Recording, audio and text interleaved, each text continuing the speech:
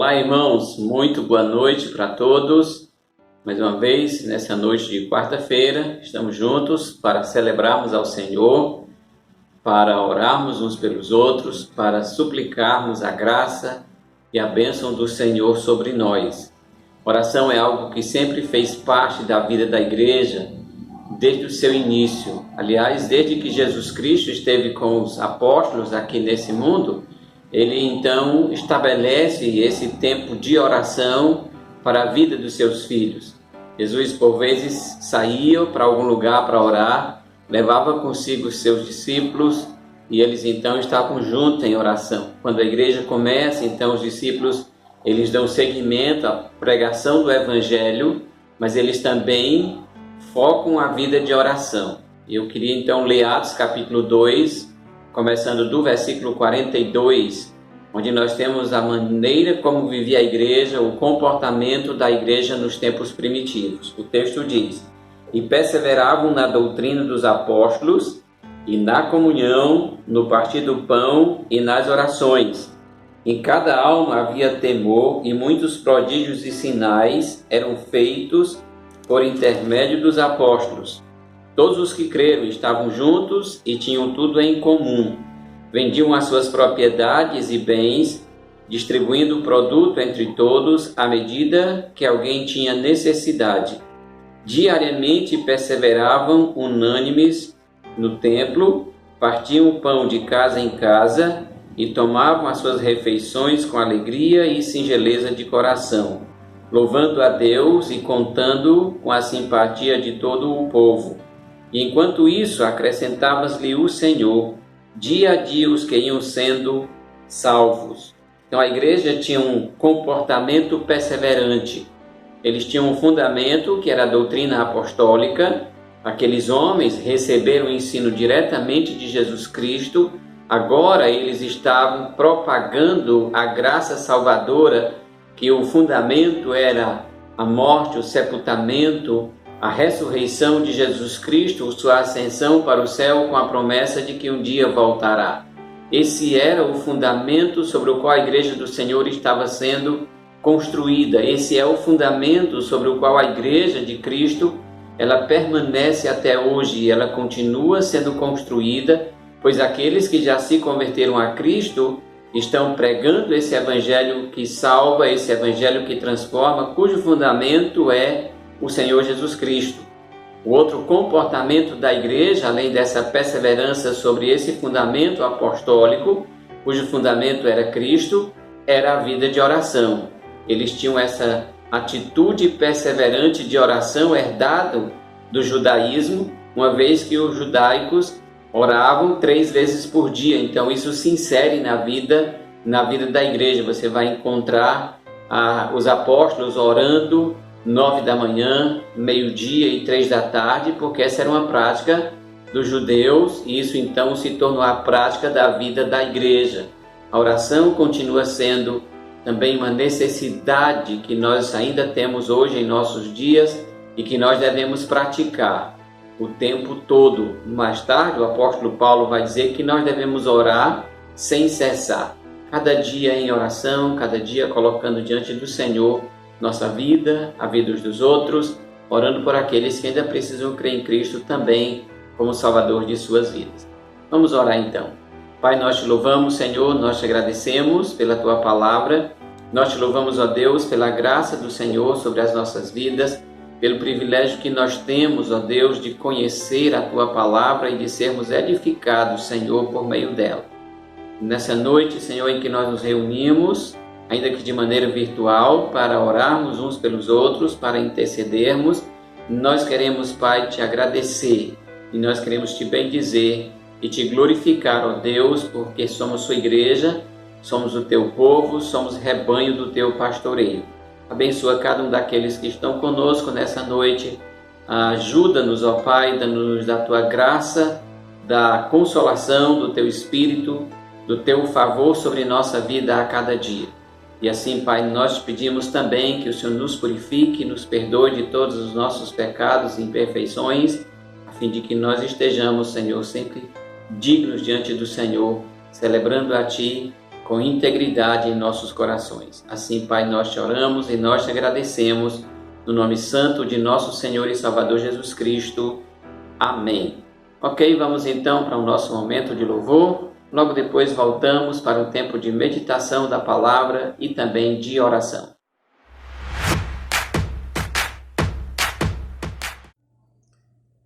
Hino 135 do cantor cristão, que tem como título Louvor. Louvamos a Deus pelo dom de Jesus, louvamos a Deus e ao seu Filho de amor, louvamos a Deus pelo Espírito Luz, louvamos a Deus, a Trindade, o Senhor nosso Deus.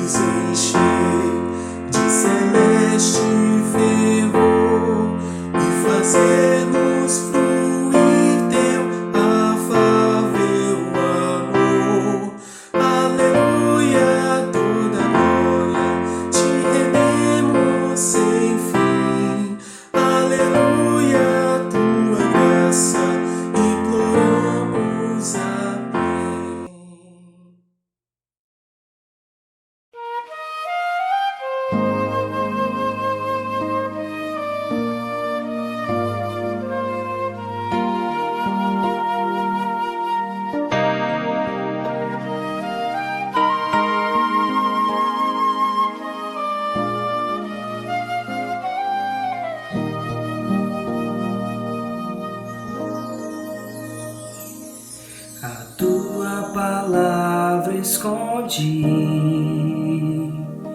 guardada no meu coração, pra eu não pecar contra ti, Senhor. A tua palavra escondi, minhas vestes no sangue lavei, e das tuas águas bebi, pra ser uma oferta agradável a ti, minha vida a ti consagrei. Meus dons e talentos são pra te servir, meus dons preciosos são teus. Não vejo razão na minha vida sem ti.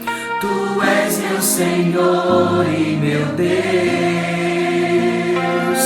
Assim como o fogo refina o ouro, vem tua obra em mim completar,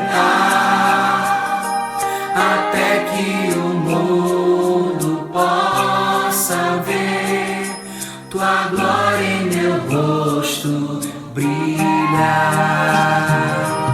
A tua palavra esconde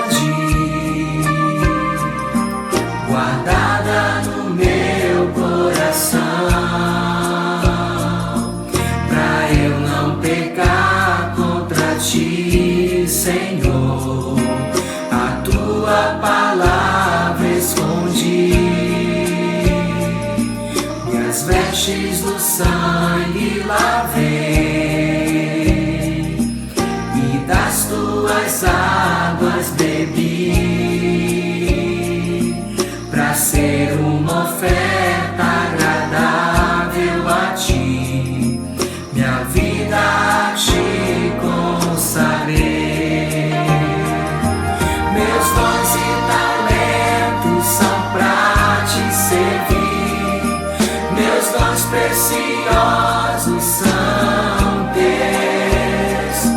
Não vejo razão na minha vida sem ti, tu és meu Senhor e meu Deus. Assim como o fogo refina o ouro, vem tua obra em mim completar, até que o mundo possa ver tua glória em meu rosto brilhar, até que o mundo possa ver tua glória em meu rosto brilhar, até que o mundo possa ver tua glória em meu rosto brilhar.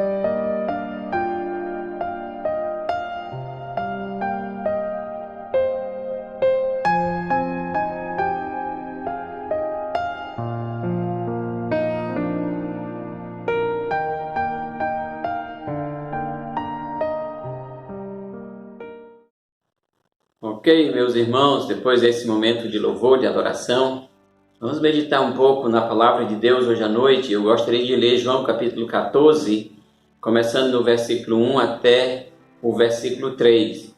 São as palavras de Jesus Cristo para os seus apóstolos, os seus discípulos. Um pouco antes da sua morte, ali ele havia estabelecido para eles que um o negaria, que era Pedro, e que o outro o trairia. Isso está no contexto do capítulo 14 de João. E então os discípulos estão ali perturbados, porque Jesus está então dizendo a verdade do que está para acontecer com ele e também que iria acontecer com os próprios discípulos depois da morte do Senhor, depois então que ele fosse preso e levado para ser condenado. Então ele usa essas palavras no Evangelho de João capítulo 14, do versículo 1 ao versículo 3, dizendo: não se turbe o vosso coração, crede em Deus, crede também em mim. Na casa de meu pai há muitas moradas, e se assim não fora, eu vos teria dito: vou preparar-vos lugar. E quando eu for e vos preparar lugar, voltarei e vos receberei para mim mesmo, para que onde eu estou, estejais vós também. Oremos. Pai, nós te louvamos pela tua palavra e suplicamos que nessa noite o teu Espírito, Senhor, que está sobre nós, nos dê a compreensão e, acima de tudo, Senhor, a alegria de poder ser consolados e confortados pelo que a tua palavra nos ensina. Nós te pedimos, Pai, e oramos no nome santo de Jesus. Amém. Está enfrentando os dias atuais.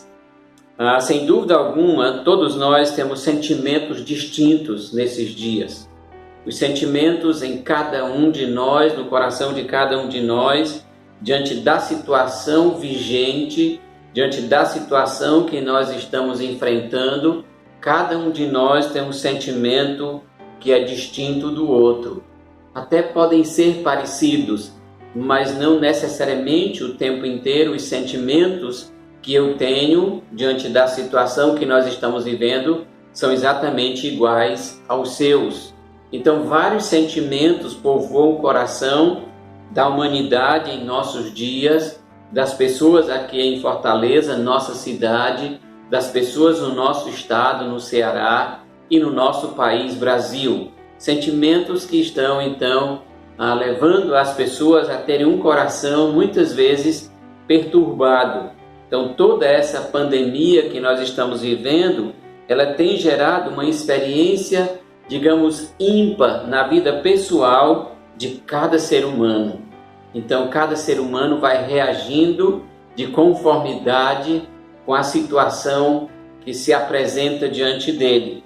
Existem aqueles que estão com medo de adoecer, existem os que estão perturbados porque estão já vivendo a doença, agonizando sobre essa enfermidade no corpo. Mesmo agora, quando nós estamos falando com você, algumas pessoas estão sentindo no seu corpo essa enfermidade. Há daqueles que passaram dias e mais dias na UTI de um hospital, que passaram por um processo doloroso de tratamento, mas que finalmente, depois de tudo isso, saíram e agora estão gozando saúde junto aos seus familiares em suas casas.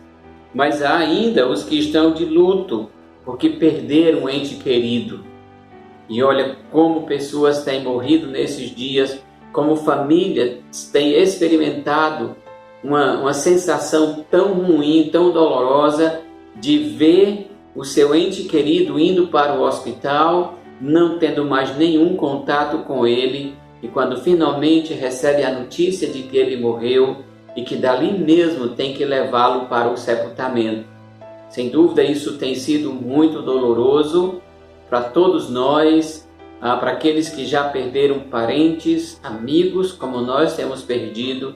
De fato, é muito ruim essa dor. Então, existem aqueles que estão, de fato, atribulados em seus corações e ainda de luto.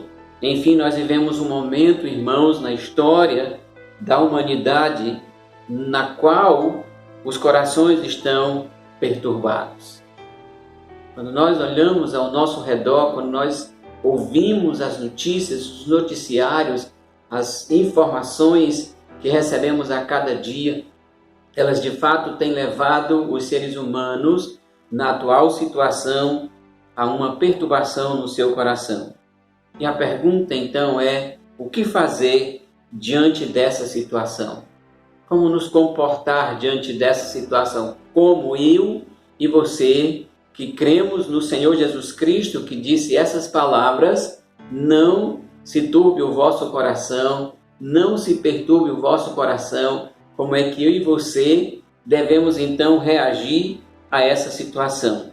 Olhando então para esse texto de João capítulo 14, do versículo 1 até o versículo 3, mais uma vez repetindo as palavras de nosso Senhor e Salvador Jesus Cristo, olhando aqui nós vamos encontrar algumas respostas para as nossas vidas, sobre como devemos enfrentar essa situação, sobre o que devemos fazer diante da situação que nós estamos vivendo.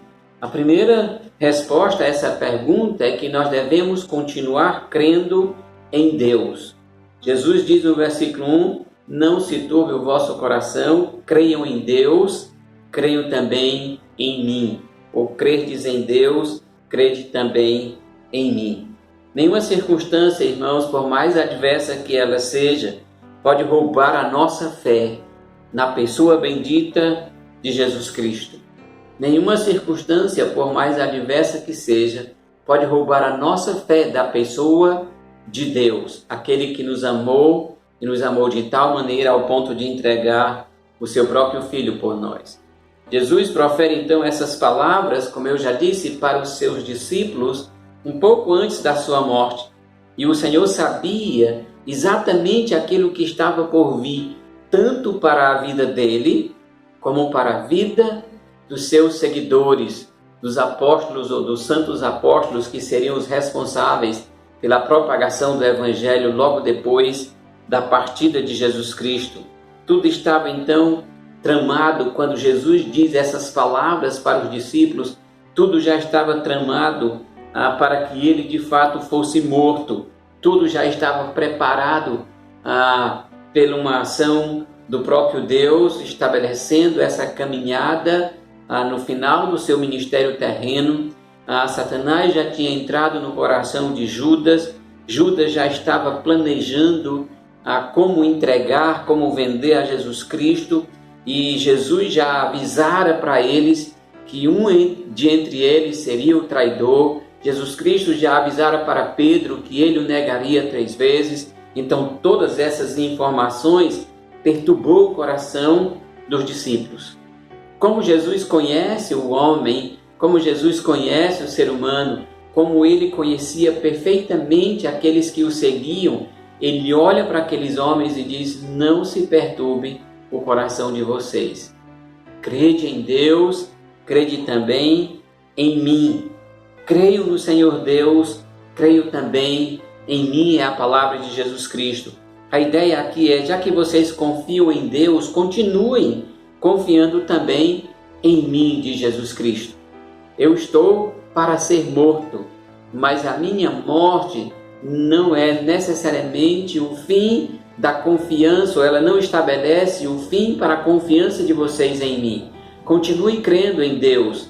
Para os judeus era algo perfeitamente possível, eles creram em Deus a vida toda, né? Desde que Moisés recebe a lei, é claro, tendo altos e baixos nessa conduta, nessa relação pessoal com Deus, eles sempre creram em Deus. E eles estavam crendo que Jesus era o Messias. Quando eles foram questionados por Jesus Cristo sobre quem as pessoas diziam que ele era, e alguns diziam: ele é João Batista, é Elias ou Jeremias, ou ainda um outro profeta.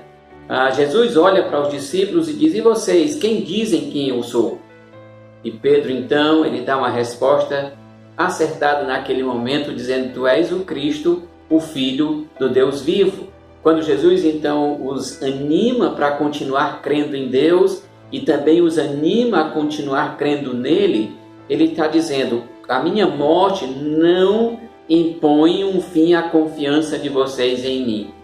De fato, a morte de Jesus Cristo não encerrou a nossa confiança ou a nossa esperança de vida eterna.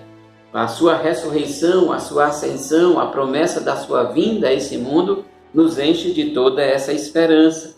Então, a palavra de Jesus Cristo nesse texto, ela tem a ideia de que nós continuemos ampliando o foco da nossa fé, que nós continuemos ampliando a nossa fé nele como Deus que se fez homem, que habitou entre nós e que nos resgatou do poder do pecado.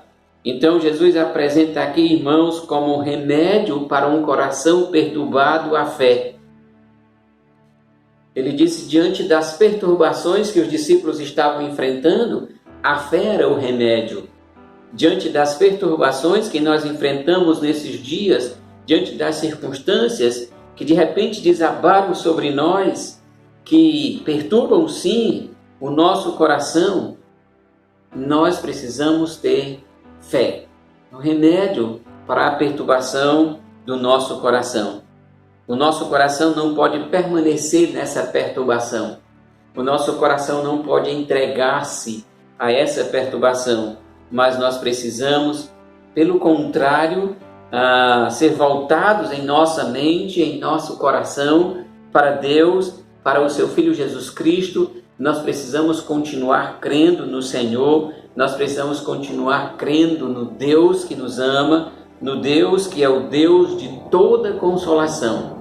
A palavra do Senhor diz em 2 Coríntios capítulo 1, versículo 3: bendito seja o Deus e Pai de nosso Senhor Jesus Cristo, Pai de misericórdia e Deus de toda consolação.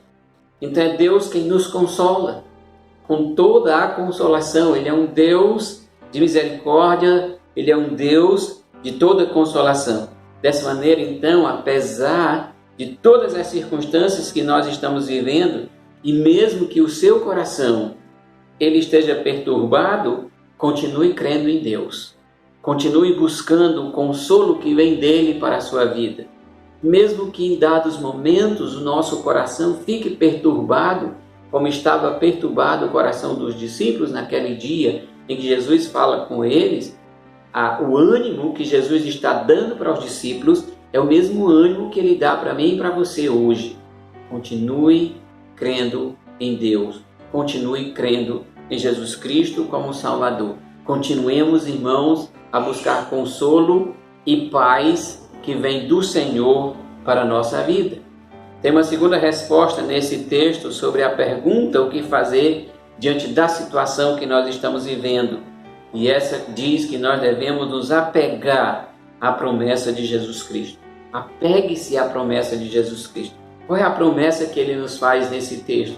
Ele diz no versículo 2, na casa de meu pai há muitas moradas, e se assim não fora, eu vos teria dito, vou preparar-vos lugar. E quando eu for e vos preparar lugar, voltarei e vos receberei para mim mesmo, para que onde eu estou, estejais vós também. Diante então, irmão, das provas, diante das tribulações e do sofrimento, nós precisamos levantar a cabeça, nós precisamos olhar para a recompensa final que nos é garantida através da palavra de Deus. Nós não podemos ficar focados apenas nesse mundo. O fim nosso não é aqui nessa terra. A morte ela não impõe um fim terrível para nós. Pelo contrário, a morte nos insere pela porta que nos conduz para a eternidade. O final da nossa jornada de fé em Cristo, irmãos, não é o sofrimento que nós passamos agora. O final da jornada de fé em Cristo Jesus como aquele que era o Filho de Deus, enviado a esse mundo, o Cristo de Deus, como disse Pedro, não se encerraria quando ele finalmente fosse para o Calvário. Não era aquele sofrimento imposto naquele momento para os discípulos, porque quando Jesus é preso, todos eles fogem, com exceção de João e Pedro, que o segue de longe, mas depois vai também sair de cena depois que o nega. Mas aquilo não impunha um fim, aquele sofrimento que eles estavam vivendo não colocava um fim na confiança deles em Cristo. Mais tarde, quando Jesus ressuscita e ele está caminhando com aqueles discípulos na direção de Emaús, ele começa a falar com eles sobre tudo aquilo que ele havia ensinado, que era o que lhes fazia então continuar crendo e confiando nele. Então, para o crente, o sofrimento aqui não é o fim. O final da nossa jornada de fé em Cristo, irmãos, não é o sofrimento. Na verdade, o último estágio da nossa vida nesse mundo, não importa quão sofrido ele seja, não importa quão doloroso seja, nos insere na casa do Pai. Nos dá o privilégio, a oportunidade de sermos transportados para estarmos com o Senhor, para estarmos com Cristo. Então, nós podemos estar nesse mundo e o estágio final pode ser sem sofrimento ou sem uma doença sofrível. Pode ser que, de repente, a pessoa infarte, cai ali, pronto, é o estágio final da sua vida. Mas aquilo não impõe para ela um fim. Na verdade, se essa pessoa creu em Jesus Cristo, aquele último momento, a sua morte física, lhe insere na casa do Pai. Seja agora, depois de agonizar por dias, por causa do Covid-19, então a pessoa morre no final, isso não é o fim da sua esperança. Pelo contrário, a insere na casa do Pai. O fim desse caminho que nós trilhamos, irmãos, é a glória eterna no céu. O fim do caminho que nós decidimos trilhar quando cremos em Jesus Cristo como Senhor e como Salvador da nossa vida. O fim do caminho que nós temos recebido como uma proposta de Deus para a nossa vida, através da sua palavra, é a glória do céu. É a glória do Pai. é a glória eterna de Deus sendo manifestada a nós. O que nós vivemos agora, então, devemos encarar, como diz o apóstolo Paulo, como algo leve e momentâneo. Porque depois desse nosso corpo se corromper, nós um dia receberemos um corpo glorificado, semelhante ao corpo ressuscitado de Jesus Cristo. O apóstolo Paulo nos diz assim: porque a nossa leve e momentânea tribulação produz para nós cada vez mais abundantemente um eterno peso de glória. Segundo os Coríntios capítulo 4, versículo 17. Leve e momentânea tribulação produz para nós cada vez mais um abundantemente um eterno peso de glória. Como é maravilhoso ser consolado por essa palavra. A morte, sem dúvida alguma, dói. A morte, ela nos dá o luto, ela nos deixa abatido. Quando um amigo, quando um irmão em Cristo parte, nós de fato sentimos. Mas quando nós recobramos o nosso ânimo, nós temos a convicção plena de que o nosso irmão está com Cristo e de que um dia nós estaremos com Ele. Mais cedo ou mais tarde o encontraremos na eternidade. O apóstolo Paulo ainda diz: pois tenho para mim que as aflições desse tempo presente não se pode comparar com a glória que há de ser revelada em nós. Romanos capítulo 8, versículo 18. Quando Jesus Cristo estava aqui, ele já disse para os discípulos que no mundo nós teríamos aflições, mas nós deveríamos ter um ânimo bom, renovado no Senhor a cada dia, porque nós temos uma glória que há de ser revelada em nós na eternidade. Entendemos então, irmãos, que olhar para frente, que olhar para o céu, olhar para a recompensa que nos é proposta, olhar para a nossa herança eterna, olhar para a nossa pátria, olhar para o nosso lar, que é celestial. Tudo isso nos capacita a triunfar sobre as dores que nós temos vivido durante esses dias. Se nós focarmos as dores, se nós focarmos as doenças, automaticamente nós perdemos essa visão celestial. Se ficarmos focados no que nós estamos vivendo, nós perdemos essa visão da eternidade com Deus.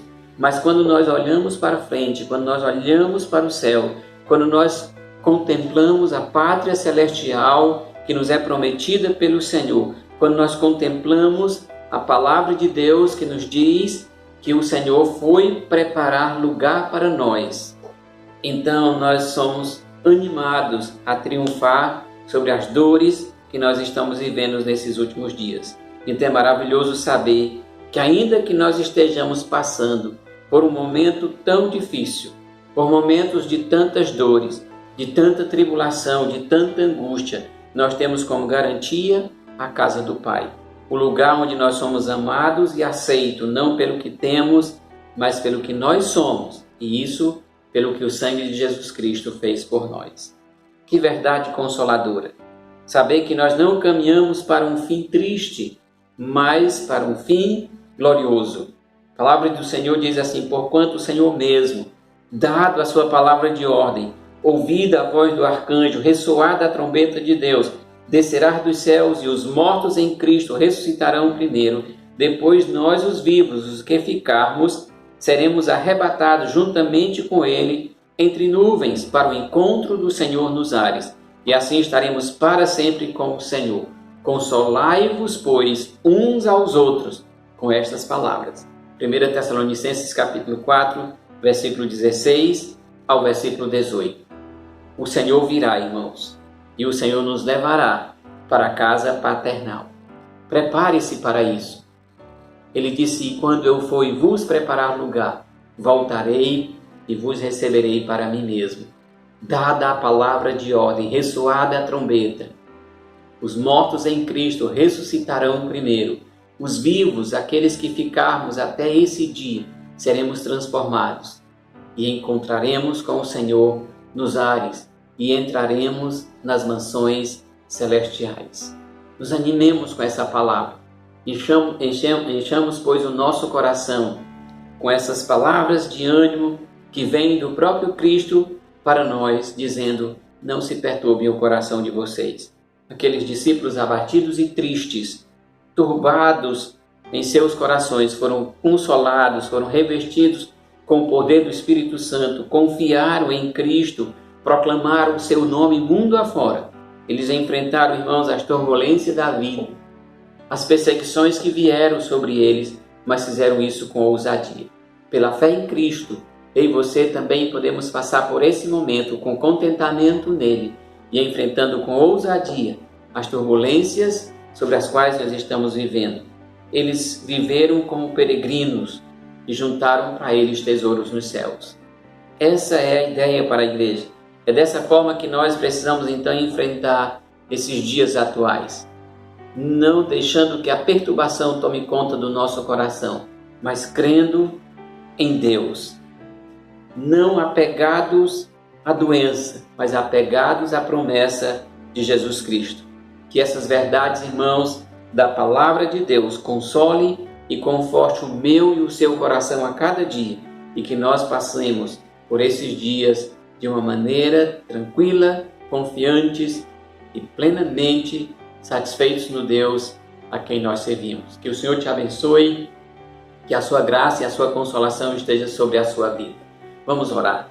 Pai bendito, nós te louvamos e nós te agradecemos, Senhor, pela tua palavra, que ela enche o meu coração, que ela enche o coração de cada um dos meus irmãos de alegria, de contentamento, Senhor, de paz e de consolo durante esse dia. Assim, Pai, nós te pedimos por todos os nossos irmãos que estão de luto porque perderam alguém, por todos da tua igreja, Senhor, que tem sentido a separação de alguns de nossos irmãos em Cristo, que o Senhor possa consolar e cuidar para a tua honra e para a tua glória. Assim nós te pedimos, Pai, oramos e agradecemos no nome santo de Jesus Cristo. Amém. Ok, irmãos, vamos então projetar nossos pedidos de oração agora. Reúna sua família, faça desse tempo um tempo de clamor ao Senhor, de intercessão pela sua igreja, de intercessão por esse país e por esse mundo. Que Deus te abençoe.